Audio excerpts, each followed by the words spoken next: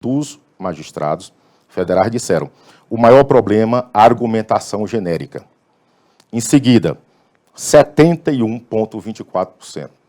Redação prolixa, ou seja, o mesmo percentual de mais de 70%, redação prolixa e apresentação genérica.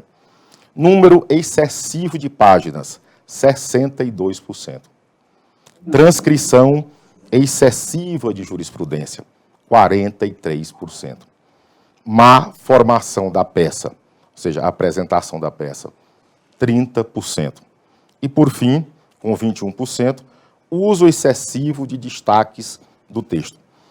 Então, aos defeitos correspondem também às virtudes de uma boa petição, porque a gente vai ter oportunidade de falar isso aqui mais na frente, mas o advogado, a função primordial do advogado é convencer, conquistar, seduzir o magistrado das suas razões, das boas razões do cliente. E ele precisa, então, desse instrumento que é a linguagem, escrita ou falada, para poder chegar ao coração, à alma do juiz e apresentar suas razões de modo claro, porque eu sempre digo, as pessoas não gostam de ser enganadas, ninguém gosta de ser, o advogado precisa, e é isso no livro de Calamandrei, os juízes, visto por nós, o advogado, visto por nós os advogados, ele fala muito claramente que o advogado, obviamente, precisa calar algumas informações que tem do cliente, mas isso não lhe suprime a lealdade, o dever de lealdade, o dever de esclarecer, de ser claro com os argumentos, inclusive com os argumentos dos adversários, da outra parte. A gente não pode esconder nada, porque todo mundo é desconfiado, o juiz é extremamente desconfiado.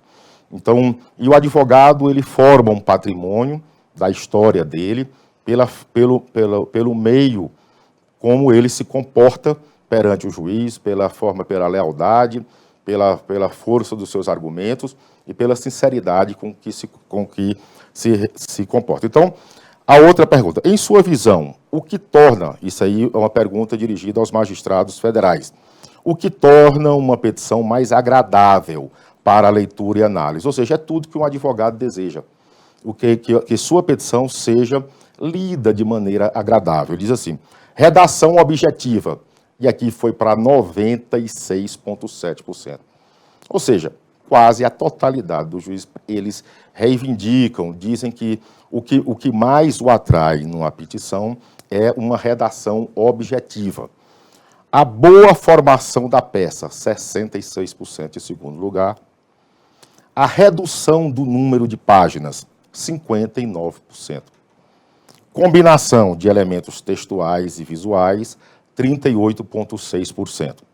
O uso de destaques nos textos, 24%. Bom, a redação objetiva, e eu acho que tem algumas razões, tudo tem alguma razão. O processo de convencimento é um processo de empatia, um processo que envolve a percepção de como o juiz, o advogado, ele, tanto quanto possível, deve se colocar na situação do juiz. Se eu fosse o juiz, eu concederia o que eu estou pedindo. Se eu fosse o juiz, como eu viria esse argumento? E, às vezes, na hora de construir os argumentos, seja numa petição inicial, seja na forma de refutar os argumentos da outra parte, numa contestação, numa resposta a um recurso, na impugnação a uma decisão judicial, num recurso, o advogado, talvez, no que vai desenvolvendo o raciocínio e anotando as ideias, talvez já vá fazendo a petição. E isso faz com que, às vezes, haja uma dispersão entre o que se pensa, entre o que se constrói e aquilo que se escreve. E talvez isso leve um pouco a esse aumento da produção literária.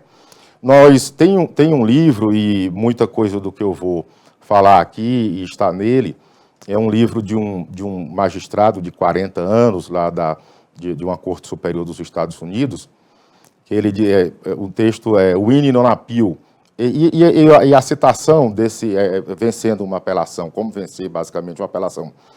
E a grande vantagem é porque, por mais que nos Estados Unidos eles tenham uma cultura de ser muito práticos, lá também existe a questão de ser prolixo, existe dificuldade, lá há um registro de que um advogado chegou com a causa até a Suprema Corte e teve que contratar outro advogado porque a petição chegou a quase ser inadmitida diante das dificuldades, da falta de clareza.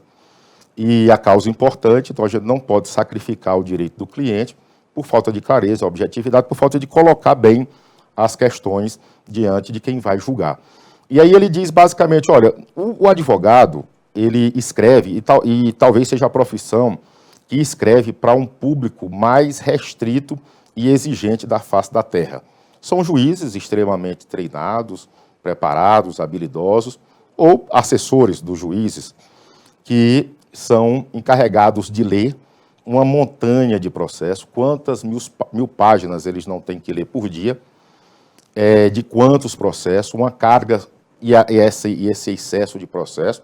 Isso não é privilégio do Brasil, isso é uma questão mundial. Tem um livro clássico de acesso à justiça, de Mauro Capelletti e Brian Gart, que eles fazem uns estudos da questão do acesso à justiça, da demora na prestação jurisdicional, e isso acontece em todo canto, na Itália. Outro dia, a The Economist publicou uma matéria de problemas da época medieval, que só agora foram julgados. Então, existe essa questão, e a gente tem que entender a sobrecarga que os juízes estão submetidos, que os assessores estão submetidos, para ler aquela petição. Ninguém tem tempo para ler uma petição de 50 laudas. Ninguém tem tempo de ler uma petição com índices, com excessiva citação de jurisprudência. Quando se vai citar uma jurisprudência, uma só é suficiente. Se o advogado quer dizer que aquela jurisprudência é predominante, é uma jurisprudência de seção, não é uma jurisprudência de corte especial, é um recurso repetitivo, é um recurso em repercussão geral, hoje o nome é todo repetitivo, é uma questão sumular, basta transcrever o trecho e, às vezes, na própria ementa, tem um excesso de outras questões. O recurso não foi conhecido, quanto à questão da impugnação dos embargos de declaração, por omissão, ou por outras coisas, basta transcrever aquele trecho que diz respeito àquilo, ou, às vezes, uma passagem esclarecedora do voto condutor do acórdão. Da mesma forma, com a citação da doutrina. A doutrina, ela é muito boa, ela ampara, mas basta que se transcreva o essencial, para não se cansar a leitura. Não há necessidade de repetir. Depois que se faz uma petição, é preciso que a gente faça um juízo crítico. E eu me lembro aqui, tem um livro, tem uma coleção chamada Mar de Histórias. Eu sou filho de húngaro com piauiense. O Paulo Ronay fez uma antologia do conto húngaro. E lá para as tantas tem um conto que a moça que trabalhava na casa desse escritor famoso disse: eu não vejo por que tanta importância para doutor fulano, porque ele escreve do jeito que se fala. Mas isso é o maior elogio para um contista, como deveria ser o maior elogio para um advogado. Fazer uma sustentação oral, e a gente vai ter a oportunidade de detalhar isso, é como contar uma história para um colega, para um amigo. A melhor forma de treinar é contar isso para alguém, talvez alugar o ouvido de alguém contando suas histórias, para treinar, para que isso seja da forma mais clara possível. Um magistrado extremamente preparado aqui do TRF, que mais de 30 anos de experiência, um dos melhores magistrados que eu conheci em minha vida, me disse uma vez: olha, o que a gente precisa é que o advogado esclareça bem para a gente os fatos. Até porque, normalmente, até com essas especializações, e ele hoje é um magistrado da área criminal, da área penal, ele diz: olha, a gente precisa basicamente conhecer os fatos com muita clareza. A primeira pergunta: por que é que se eu estou fazendo um recurso, por que é que eu quero, por que é que o tribunal deve reformar a sentença? Por que é que o tribunal deve anular a sentença? O que é que aconteceu? contar a história de maneira objetiva. Excelência, estamos diante de um julgamento que a sentença acolheu o pedido, rejeitou o pedido, condenou o réu a pena, sim, por causa disso. A questão fundamental, hoje, por coincidência, eu me encontrei com um desembargador aqui do Tribunal de Justiça, que é do 5º da advocacia, mas já está há muito tempo como desembargador, e ele me contando, disse, olha, eu costumo atender os advogados e, às vezes, eu disponibilizei um WhatsApp, e hoje, com essa questão da pandemia, o nosso Tribunal de Justiça aqui do Distrito Federal tem dado exemplos, e ele disse, às vezes o advogado liga, eu estou em sessão, e eu retorno, e eu já antecipo, digo, pois não, doutor, já li sua petição, seu processo é esse, o ponto controvertido é esse. Essa questão, e eu me lembro que até ele começou já no próprio Código de Processo Civil, o antigo artigo 331, ele já dizia que quando o advogado fizesse a réplica, fixasse os pontos controvertidos. Ou seja, o que é que está dependendo de decisão do juiz. Às vezes o advogado pega um processo, vamos lá, para prestigiar a doutora Júlia, um processo de família que vem se arrastando, um divórcio, e aquilo vem tanto. O que é que o melhor auxílio que se pode dizer para o juiz é fazer um histórico, remeter às folhas, decisão isso, aconteceu aquilo, de maneira breve, porque aquilo aí sim é um índice que vale muito. Porque não é um índice de doutrina, não é um índice de jurisprudência, não é um índice é um índice da história do processo que vai permitir, vai ser um guia para o juiz bem julgar. E aí depois dá-se as razões pelas quais se pede o acolhimento ou a rejeição do pedido. Essas seriam assim umas balizas que deve guiar sempre e está sempre na mente do advogado, que ele precisa, mais do que ninguém, de clareza, precisa de objetividade e precisa conquistar. Às vezes também, e eu falo isso de quem já viu, passou 22 anos na justiça antes de sair para advogar, e eu tenho um imenso orgulho de hoje ser advogado, e é por isso que eu estou aqui para também incentivar, animar aqueles que estão aqui ingressando, sobretudo os jovens advogados. Nós estamos passando por um momento de dificuldade, que é essa questão da pandemia, que distanciou, e a gente precisa ter houve um rompimento grande na relação do advogado. O advogado precisa sentir que está sendo ouvido, precisa falar com o juiz, precisa levar essa angústia ao juiz. Aliás, eu vou contar um episódio, porque a gente que já viveu muito tem direito de contar a história. Uma vez eu fui advogar em 2013. Em 2014, tinha um habeas corpus de um cliente que está aqui de Minas Gerais, e ele tinha sido acusado de um crime muito grave, e eu posso dizer aqui, mas não, em abstrato, seria chefe de uma organização criminosa, de tráfico, chefe do núcleo financeiro, e advogado conhece muito bem, a polícia dá esses nomes imponentes para a acusação, e aquilo às vezes causa algumas impressões no juiz, por isso que a gente precisa desse contato. Eu fui então conversar com a magistrada, que era relatora, e a ela conversei, expliquei, levei os memoriais, expliquei do que se tratava, falei que, e nesse caso, a verdade depois se impôs, ele terminou sendo absolvido na sentença, que todo mundo sabe que não é uma coisa corriqueira, mas aí eu falei com ela, expliquei tudo do que se tratava, que a acusação não procedia, que na realidade a questão era outra, e aí passados uns 15 dias, 20 dias, a família muito angustiada. Nesse ínterim eu terminei indo para uma audiência, e tinha muita gente, eram uns 18 réus, muito advogado, era uma força policial que você acha que era mais forte do que a do Pentágono. E o cliente, aos prantos, disse, doutor, pelo amor de Deus, me tire daqui que eu não aguento mais barulho de cadeia. Eu retornei, e isso é muito bom também, esse contato do advogado com o cliente, que isso reforça, anima, dá aquele up, né, como diz os jovens, para que a gente tire forças de onde não existe e tente vencer a causa, por mais difícil que seja. E eu voltei, fui conversar, estava conversando com uma chefe da assessoria, chefe de gabinete. A magistrada passou, ela me conhecia, disse, pois não, o que foi isso? Não, excelência, aquela preferência que eu estava com um colega, aquela preferência que eu pedi à senhora para... Isso era eu acho que era uma quarta ou quinta-feira. Ela disse, não, pois não, pode entrar aqui. Eu disse, não, excelência, era a preferência que eu pedi para o julgamento.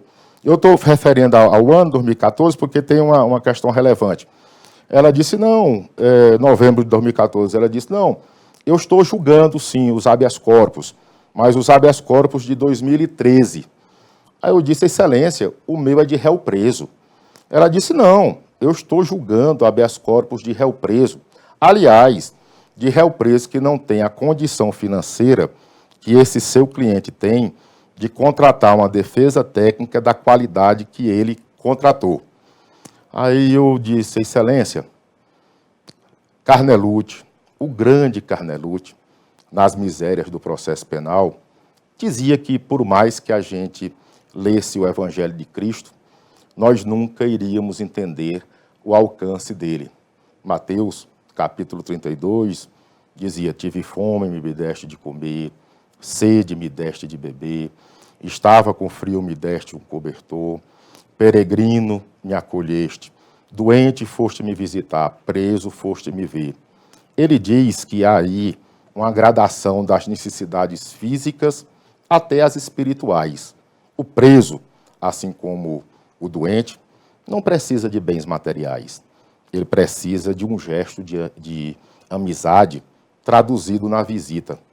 E a senhora bem sabe que advogado, patrono, tem por raiz pater, que representa amigo. É na qualidade de amigo da família do preso. E do preso que não pode vir aqui implorar pelo julgamento, que eu imploro à senhora pelo julgamento. Ele disse, olha, essa terça que vem não, na outra terça eu levo para julgamento.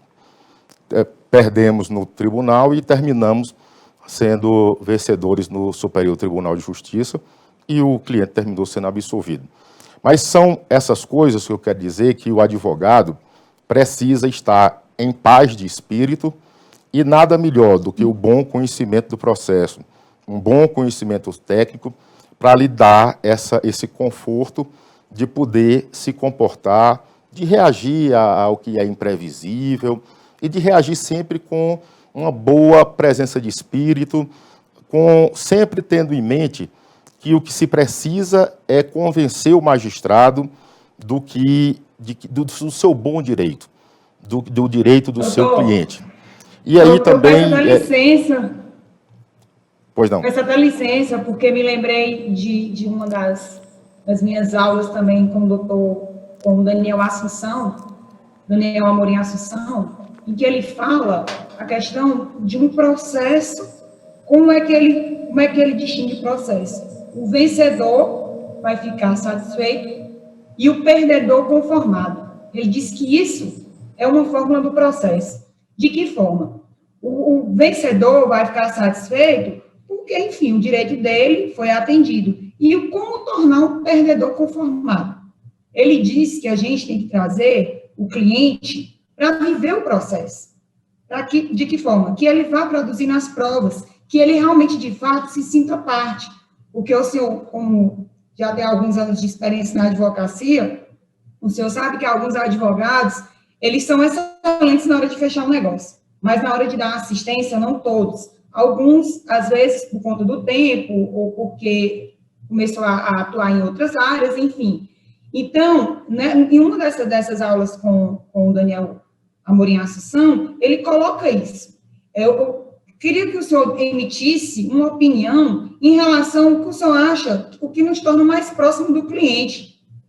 Em relação também ao despacho, eu achei sensacional. O senhor chegou, despachou com a magistrada, no caso, o senhor foi pedir para que o seu cliente fosse atendido, ela estava seguindo uma ordem cronológica, né, de 2013, e conseguiu, o senhor conseguiu, através dos seus argumentos, através da sua linguagem, antecipar, né, na verdade, o seu cliente conseguir que o julgamento dele, ou que o pedido dele fosse apreciado, inclusive conseguiu êxito, né, que ele foi até absolvido. Então, eu gostaria que o senhor também nos colocasse um pouco como a linguagem, ela pode nos ajudar na hora de uma conversa com o desembargador, com o juiz, com o chamado despacho.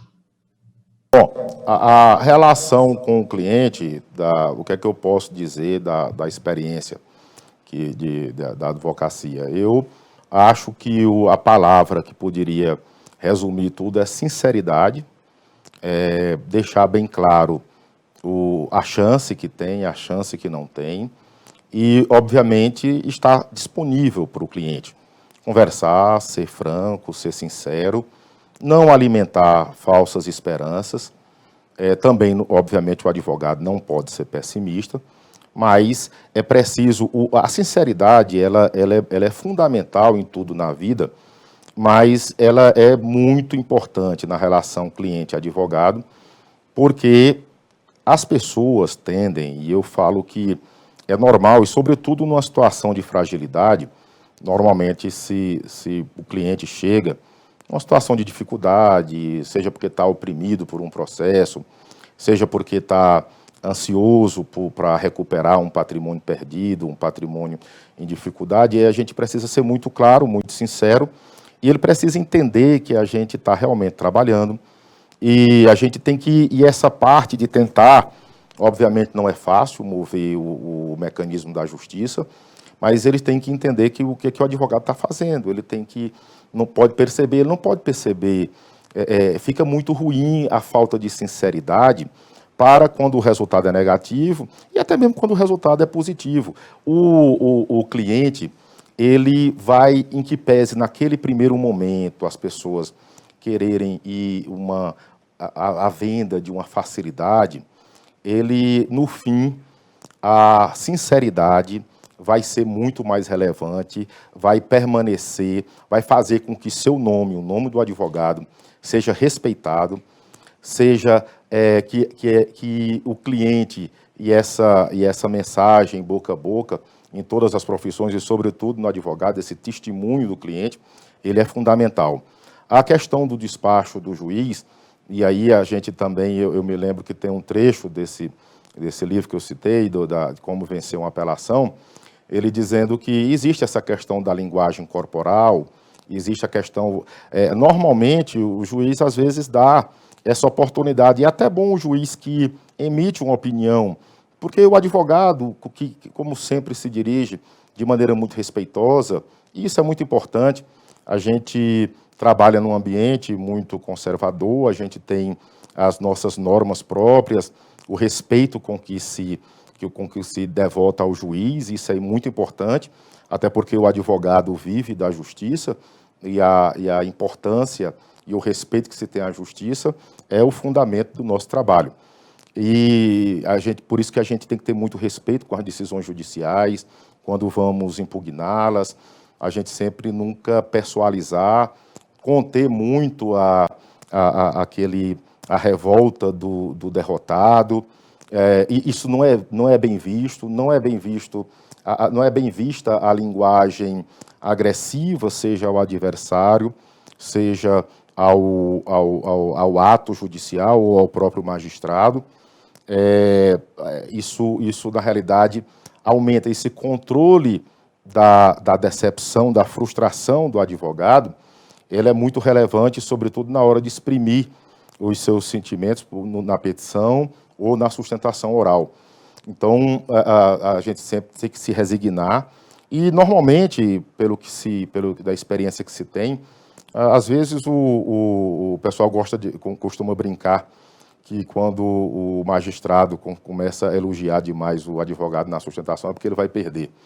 Mas teve até um episódio uma vez, eu me lembro que era um habeas corpus no STJ, eu fui fazer uma sustentação oral, e aí isso acontece, o relator já tinha julgado um habeas corpus de um co-réu, já tinha indeferido, Mas eu tive a oportunidade de falar com ele, com um outro magistrado que integrava a turma, e era daquelas decisões que, sem fundamento nenhum, a pessoa acusada de um crime grave, mas basicamente aqui, presentes os pressupostos, decreto a prisão preventiva. Não havia nenhum, aquilo que se ressalta muito, não havia nenhum fundamento empírico, né, que justificasse a prisão. Aí eu dizia, excelências, o STJ não pode chancelar esse tipo de decisão sem fundamento, que se profira outra com os fundamentos adequados, mas, sinceramente, um tribunal com essa responsabilidade não pode. Eu, inclusive, e aí eu vou aproveitar, eu não acreditei quando eu li, eu vou pedir licença para ler a decisão, porque quando eu li eu não acreditei que uma decisão dessa pudesse resultar na prisão de alguém. E aí, então, o relator disse, olha, doutor, infelizmente, nós vamos ter que lhe conceder esse habeas corpus. Né? Mas, às vezes, acontece isso, e aí o advogado tanto tem que ficar feliz quando recebe uma mensagem dessa, quanto também tem que se resignar quando há uma decisão desfavorável. E agora, só para, antes da intervenção da doutora Júlia, eu só para dizer uma recomendação, e sobretudo agora nesse período de comunicação por meio da internet, do Zoom, das audiências telepresenciais, das sustentações orais. Eu ouvi isso há muito tempo de um ministro do Superior Tribunal de Justiça. O advogado, a recomendação, nunca leia numa sustentação oral. Nunca leia numa sustentação oral. Evite ler qualquer coisa, sobretudo a sustentação oral toda. A sustentação oral, já se fez o recurso, já se fez a petição, já se fez o memorial. O memorial tem o ministro Herman Benjamin, que já teve a oportunidade de despachar com ele, sabe que se alguém entregar um memorial com mais de 2 páginas, vai ter a orelha puxada por ele, que ele diz, olha, doutor, eu leio todos os memoriais, então, por favor, até 2 páginas. É só colocar a questão essencial. É mais difícil escrever de maneira objetiva, é muito mais difícil ser direto, ser claro, ser objetivo. Mas isso, como tudo na vida, depende de exercício. E o exercício, a prática, é que aperfeiçoa. Lê bons livros, lê Machado de Assis, lê bons contistas, lê pessoas. Eu recomendo sempre, eu tive a alegria, a felicidade e o privilégio de ter sido aluno do professor Napoleão Mendes de Almeida, quando ele tinha o curso de português e latim por correspondência. Ele tem um livro fantástico, Dicionário de Questões Vernáculas, falando basicamente dos erros que normalmente se cometem. Eu acho que seria uma bíblia do advogado. O instrumento do advogado é a palavra escrita, a palavra falada. O português é um dos idiomas mais ricos da face da terra. E nós temos expressões, a palavra é um signo, um símbolo da expressão da ideia. E quanto mais se lê, mais vocabulário se tem, quanto mais se exercita, mais se fica afiado, mas a leitura é fundamental. E toda a leitura, não só a leitura jurídica propriamente dita, quando se lê um livro do professor Zé Carlos Barbosa Moreira, vê-se como o português é escorreito, como a linguagem é bonita, cativante, linda. Leiam o texto, isso serve para todas as profissões, sobretudo do advogado. O verbete redação do Dicionário de Questões Vernáculas, do professor Napoleão Mendes de Almeida. Tudo que se situa aqui na pesquisa, quanto à objetividade, quanto à estruturação. A petição inicial, ela é muito clara como ela deve ser. Os fatos devem ser postos. O que aconteceu? Por que eu estou vindo ao judiciário? A causa de pedir, eu estou pedindo por quê? Por que eu tenho direito? E o pedido bem claro, bem objetivo. Até a Bíblia diz, não recebeis porque não sabeis pedir. Tem que se pedir bem para se receber bem. E o advogado mais do que ninguém. Em que pese a alteração no código e havia uma questão até de semântica mal colocada, de que a interpretação do pedido tinha que ser restrita, na verdade é estrita, mas, de qualquer modo, existe o pedido é sempre interpretado, por mais que tenha mudado o Código de Processo Civil, estritamente. Então, o advogado tem que pedir bem, objetivamente, claramente, o que é que eu quero, por quê, as consequências disso. Quando se vai fazer uma petição, e imagina-se que já se pode ir lá à frente para um recurso especial, um recurso extraordinário, já se diz, olha, sei lá, o contrato, o descumprimento do contrato violou o artigo tal do Código Civil, violou isso quando se faz uma apelação, já se fala, já se prepara para o futuro, sempre se pensar de forma estratégica. Mas eu já estou exagerando na conversa, me perdoe, mas eu me empolgo com o tema, mas eu vou pedir aqui o balizamento da doutora Júlia para não cansar vocês. É isso, doutor, tá sensacional. Aqui a live não tem hora para acabar, porque assim, nós estamos conseguindo aprender muitas coisas. E concluindo aí, advogado que não sabe escrever, não sabe pedir, né? Em relação à análise, porque a nossa escrita, a nossa palavra é o que nos emite o que a gente deseja em um processo. E se a gente não procurar outras fontes, nós temos que conhecer as questões filosóficas, as questões históricas, sociológicas, econômicas. Muitas vezes nós temos que buscar outras fontes que não são só as leis, mas nós temos que conhecer outros contextos, até mesmo para que a nossa linguagem, dentro de uma petição, ela seja mais clara, com conhecimentos em outras áreas também, analisando sempre o caso concreto. Excelente, sensacional, doutor. Doutor, eu gostaria também de perguntar para o senhor sobre a questão, o jovem advogado, quando ele se forma, eu costumo dizer que nós passamos por uma crise de identidade, de que forma? No direito. Qual nicho de atuação escolher? Dentro da universidade, nós já vamos ver em algumas áreas que somos afins, mas quando nos tornamos advogados e quando começamos a nossa prática, é que realmente a gente vai conhecendo o processo. Eu gostaria que o senhor nos orientasse a buscar algumas formas de como definirmos nossa área de atuação, onde a gente pode buscar, ler alguma coisa. Enfim, eu gostaria que o senhor nos orientasse em relação a isso. A profissão, o advogado, a advocacia é uma profissão realmente complexa, sem nenhuma comparação com as demais.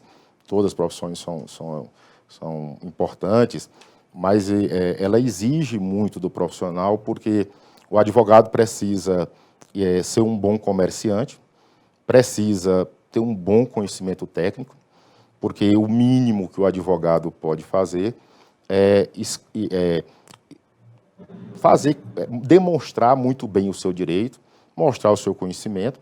Não precisa de maiores exageros, mas precisa demonstrar que conhece, precisa demonstrar as consequências, fazer as diferenças do seu caso para os demais, sobretudo nesse mundo de profusão de processos, precisa distinguir, conhecer, e precisa também conhecer bem os magistrados, o ambiente, como o tribunal funciona, porque tem as normas, os regimentos, mas também tem as normas de costume, como é que os desembargadores costumam pensar.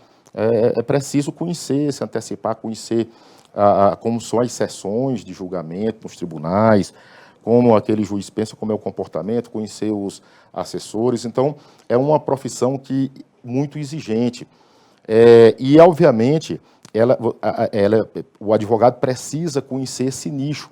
Eu imagino um advogado iniciante, sai de repente para o mercado, obviamente não tem nome consolidado, as grandes causas vão ser... Isso acontece em toda a profissão, nenhuma profissão é totalmente glamurosa. Aliás, tudo se diz que tudo é resultado de 95% de transpiração e 5% de inspiração. A gente precisa ter boas ideias e ter muita força para torná-las verdadeiras. E essa atividade empresarial, e aí eu até comentei já, converso muito, o advogado, ele sofre muito porque, como há uma demora em conseguir sucesso e toda a profissão, os clientes demandam, esperam que o advogado tenha algum sucesso. E isso, como os processos demoram a ter um desfecho, obviamente é uma profissão que demora 5, 6 anos para se estabelecer em determinado nicho. Mas o que é que eu vejo hoje, obviamente, no mercado? Eu acho que sempre vai haver. Eu sei que juventude não combina muito com paciência. A impulsividade do jovem e a necessidade de resultado, normalmente o que tem de positivo demais nisso, que é essa energia, essa força que não que é capaz de transformar o mundo, e eu acho que só ela é capaz de transformar o mundo, também desenvolve e bota em marcha uma ansiedade que às vezes faz com que haja um certo desestímulo. Mas é pensar que a qualidade vai distinguir o seu trabalho, e eu acho que nós estamos passando por um momento em que estamos retomando a qualidade. O advogado e as instituições, a nossa OAB, eu acho que tem um papel importante. O judiciário, eu acho que tá desenhado isso no nosso futuro. E eu acho que os jovens são indispensáveis para isso. A justiça está demandando tecnologia. O uso da inteligência artificial pelo judiciário, não necessariamente pelo advogado. Nada vai substituir o talento. Como se diz, nada vai substituir a qualidade, nada vai substituir o esforço, nada vai substituir o conhecimento.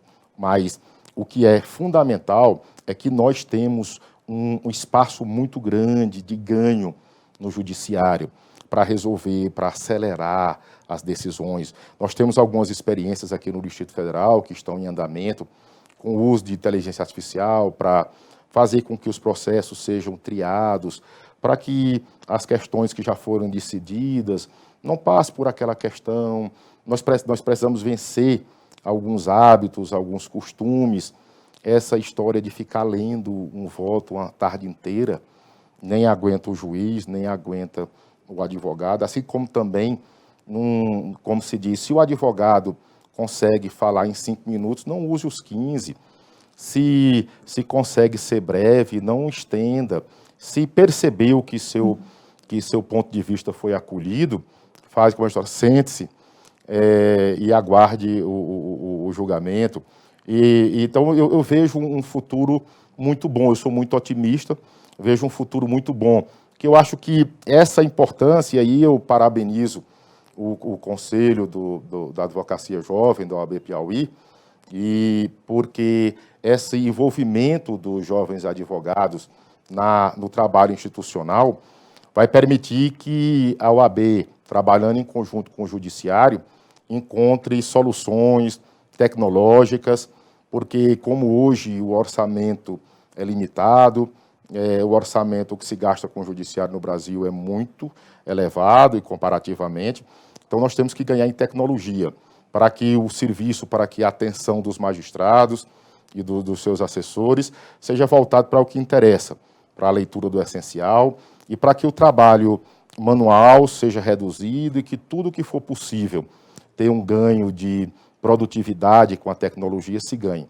Então, eu acho que também esse envolvimento da jovem advocacia com essa tecnologia, e tecnologia combina muito com juventude, eu acho que eu sou meio mutante, porque gosto disso, e talvez já tenha passado da idade, mas o fato é que é muito importante entender que a advocacia depende muito do funcionamento, do bom funcionamento do judiciário, para que o campo de trabalho seja aberto, para que, e aí envolve também a OAB, é uma instituição importantíssima, e ela tem um papel social relevante, é extremamente respeitada, e a gente não pode permitir que esse brilho se esfumasse, porque na medida em que o nosso Estado do Piauí se desenvolva com a ajuda da nossa OAB, que as questões sociais, que o nosso empresariado progrida, que a justiça se destrave, obviamente novos campos de trabalho vão surgir para os advogados. O advogado depende essencialmente da iniciativa privada, do desenvolvimento do país, do Estado, por isso que devemos todos ser otimistas e trabalhar. Arnaldo Suskind tem um livro fantástico sobre cortes online, em que ele mostra a importância dos ganhos de produtividade, a importância... Nós temos aqui, por exemplo, na Justiça Federal, está se desenvolvendo um sistema de automação de expedição de precatórios, para que aqueles dados que já se dispõem no processo, no PJE, não tenha que ser manualmente introduzidos. A gente ainda usa um sistema aqui no Distrito Federal, e eu acho que talvez na primeira região toda, muito arcaico. Então, esses ganhos, no momento que se consegue a vitória no processo, no momento em que o cliente, o advogado, vai receber o crédito que foi reconhecido, aí espera-se talvez 2 anos, 3 anos, dependendo do volume de autores, às vezes nessas ações coletivas. Então, a OAB fez uma parceria fantástica com o TRF e está já em funcionamento esse sistema, que eu imagino que vai ser replicado. E essa participação da OAB, dos advogados, do jovem advogado, o Piauí é um exemplo da força da juventude, da jovem advocacia. Nós temos um presidente, um jovem presidente, nós temos uma demonstração de muita força e energia da advocacia, e eu acho que essa é a grande mensagem. Quando não tem a área de trabalho, os nichos de trabalho, eles são limitados, e é verdade, a advocacia é altamente competitiva, mas tenham certeza de uma coisa: a competência, a qualidade, o denodo, o cuidado com o cliente, a sinceridade, o respeito com o magistrado, a fé na vitória e no trabalho bem desenvolvido farão toda a diferença para o advogado, em todas as profissões, mas, sobretudo, no advogado. O doutor Novelli, o juiz que me inspirou e que eu tive a honra, a alegria, a felicidade de encontrar, ele dizia: olha, para todos nós que trabalhávamos, entre uma capa e outra do processo, tem sempre uma angústia. E é com essa angústia que lida o advogado, e é essa angústia que é o material mais difícil de trabalhar. E a melhor ferramenta para lidar com a angústia é a sinceridade, é o cuidado, o bem-querer, a empolgação e, sobretudo, a boa preparação, para que o cliente saiba que aquela angústia não estava em mãos erradas, que estavam em mãos cuidadosas, em mãos operadoras, em mãos que o acolheram na hora da dor e certamente vibrarão no momento de alegria. Sensacional, doutor. Sensacional. Uma aula, aqui foi uma excelente palestra, brilhante. Eu quero agradecer, em nome da advocacia piauiense, o espaço, a generosidade, a sua disponibilidade em nos proporcionar tanto conhecimento, tanta informação, que, com certeza, quando a gente começar a colocar em prática, vão fazer diferenças, vão fazer muitos casos concretos que nós estamos responsáveis por resolver, e aplicando os seus conhecimentos, com certeza nós vamos ter êxito nas nossas ações. Eu quero agradecer, mais uma vez, a generosidade, a disponibilidade. Muito obrigada, doutor Rominay, por esse momento de tanto conhecimento que o senhor nos proporcionou. Eu quero dar um abraço bem apertado, demorado, a todos os ouvintes, especialmente aos meus queridos amigos do Piauí, de Oeiras, todos aqui do Distrito Federal, que é outra terra que todo mundo aprende a amar. E queria agradecer a todos que permitem, e aí eu falo mais uma vez, a advocacia é parceria, é a profissão, o que mais me chamou a atenção em advocacia é parceria. Quero agradecer a minha assessoria de imprensa, a Luminar, que permitiu a transmissão fantástica dessa live. E, mais uma vez, quero dizer que foi um momento de engrandecimento espiritual e de alegria enorme poder falar com todos os advogados que nos assistem no Piauí e que, dentro e fora dessas nossas divisas, estão lutando nessa profissão magnífica.